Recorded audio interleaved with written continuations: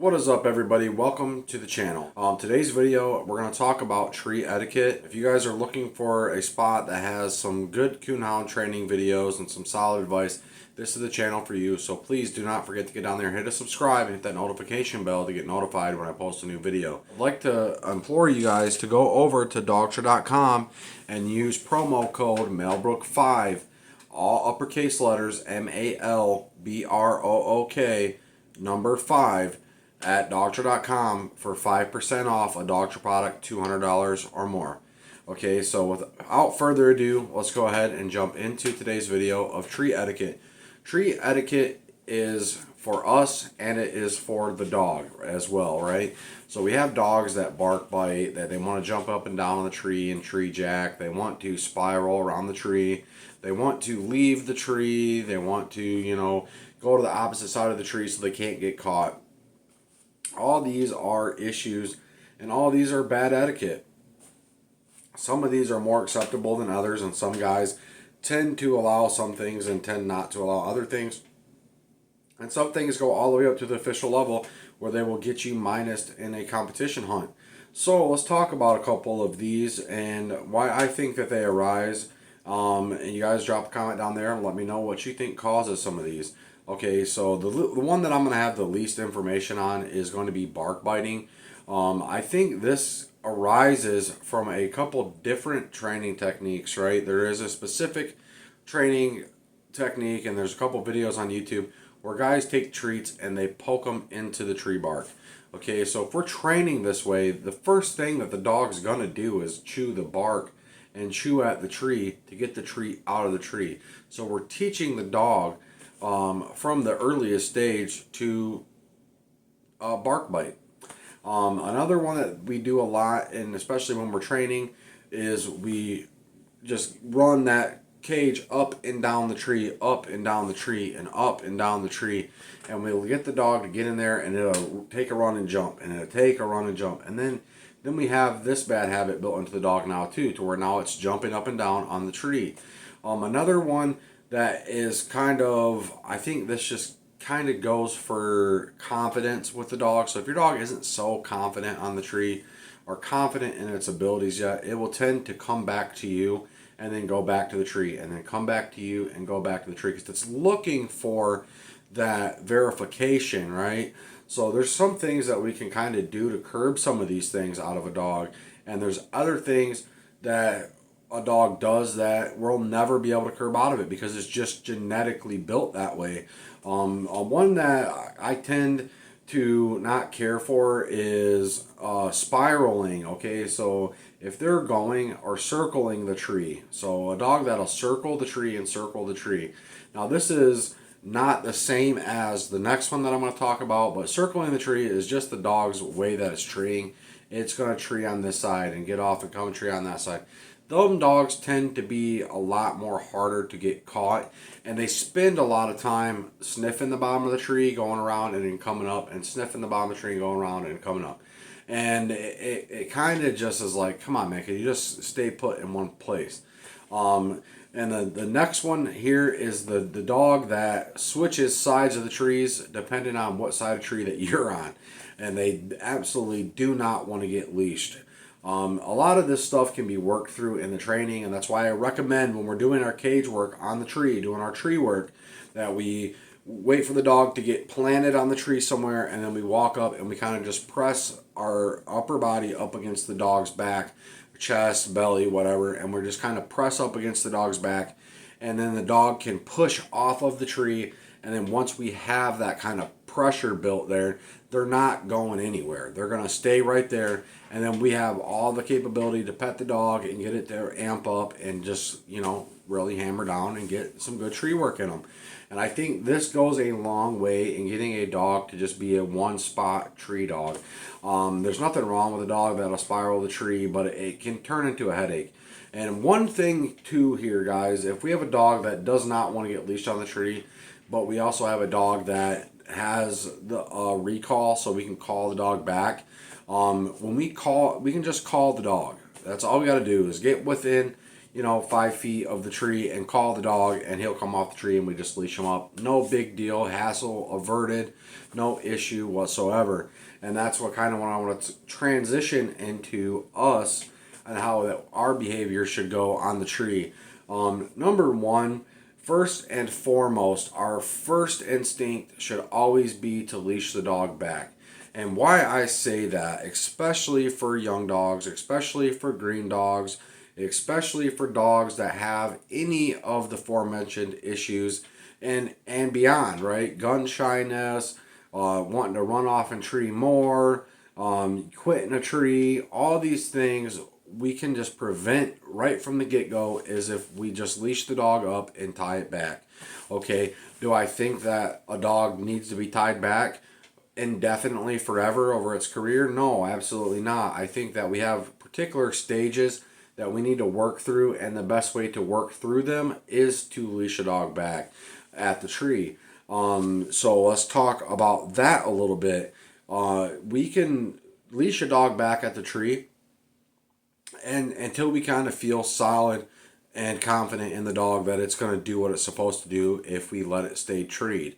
Another reason why we would want to leash it back is it's a dangerous tree, a lot of brush around, the dog get hurt, it's trying to climb, it's trying to go up a tree. Any of these situations arise, we should go ahead and leash that dog back.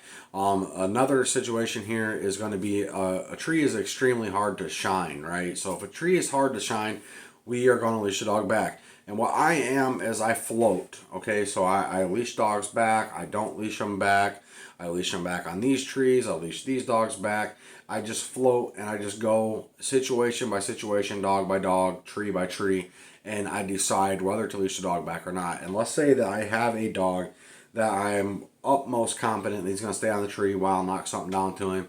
But it's just a bad situation. It's a rough tree.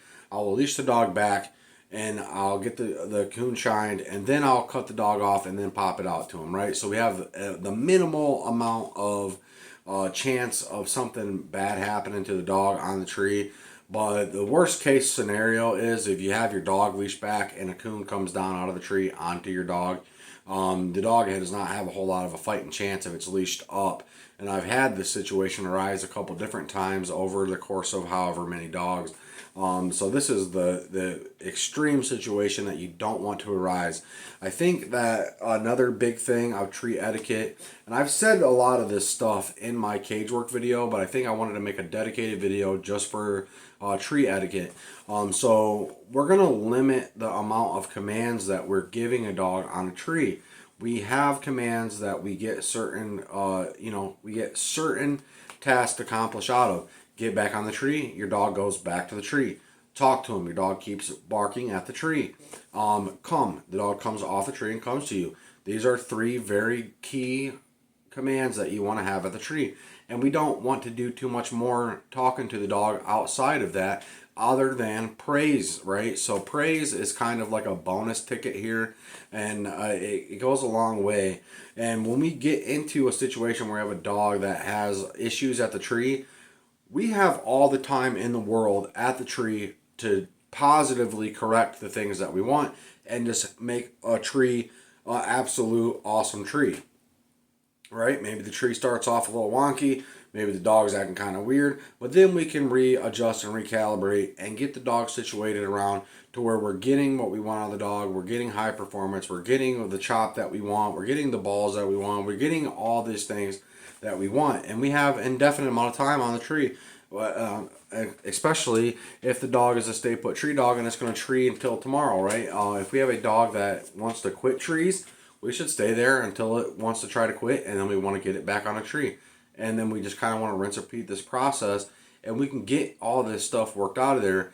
And the more times that we go through the same process the same way at the tree, the better results that we're going to have in the long run, and the easier it is going to be, right? So the ultimate goal here is going to be to have a dog that you can just stand back and ignore and look and do your business and shine for coons and knock them down, and the dog isn't going to foul anything up. The dog is going to do exactly what it's supposed to do. It's going to be where it's supposed to be and doing the things that it's supposed to be doing without us even having to praise it, without us having to give commands to it, without us any of this. And that is the ultimate performance there, and that's what we're looking for. So I think I'm going to wrap that part up of the video of the treat etiquette. I think you guys all are right there with me. I think you guys understand what I'm talking about here. And I think takeaway from this is please just don't discipline your dogs on the tree. It's not worth the gamble. Some dogs are unfazed by it. Other dogs, you can just totally put them off from hunting altogether. So just let's pick our battles and pick our fights, right places, right times. But let me give a huge shout out, and I want to shout out this person. I don't know if you are a subscriber, but if you are, I'm elated. I'm really happy, dude. Your channel. It deserves a bigger eye, right? And that's why I'm going to put you and shout you out on here. I'll leave a link in the description of this video that I'm talking about. But Piney River Outdoors, the video you posted of getting those 2 pups worked on that cage. Okay, in his video, he literally has 2 pups, and from what I can tell, his 2 pups are 2 greener dogs, and he's trying to get them worked over on cages. And he has his youngsters, okay, so he has his youngsters handling these dogs while he's videotaping. Now, I'll tell you this, having my own kids and having my own youngsters try to handle dogs and do this stuff, it is hard sometimes to get things accomplished smoothly without a lot of hiccups. And there maybe was 1 or 2 hiccups in there from the youngster, but all in all, we ended on a very solid note. And it turned out that he kind of, without knowing it or knowing it, followed the steps of my cage work video of introducing dogs to cages. And he didn't only knock out one of the things that I talk about in the video, but he knocked out multiple things. He had the dog that, he kind of kept it back from the cage. He had the dog that he went right to the cage with it and tried, and he was kicking on the cage. He was, petting the dog, having the kids pet the dog up, and it just turned out. And we had the one dog, and it was kind of like this guy had the video that explicitly just detailed the 2 dogs that I like to pick and the methods that I like to use to get them rolling on cages.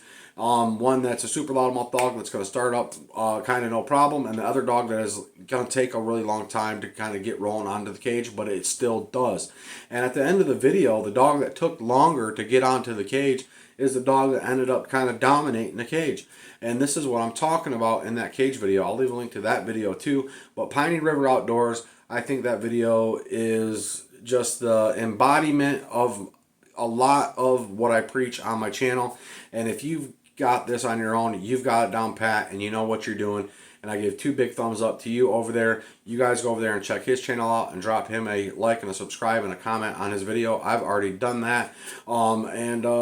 Please don't forget to hit the subscribe down there. I got a lot of viewers that aren't subscribed here at the channel that watch, but if you're watching my videos but you're not subscribed yet, please go ahead and take the leap and hit that subscribe button. But I'm gonna wrap the video up there, guys. Keep them treed.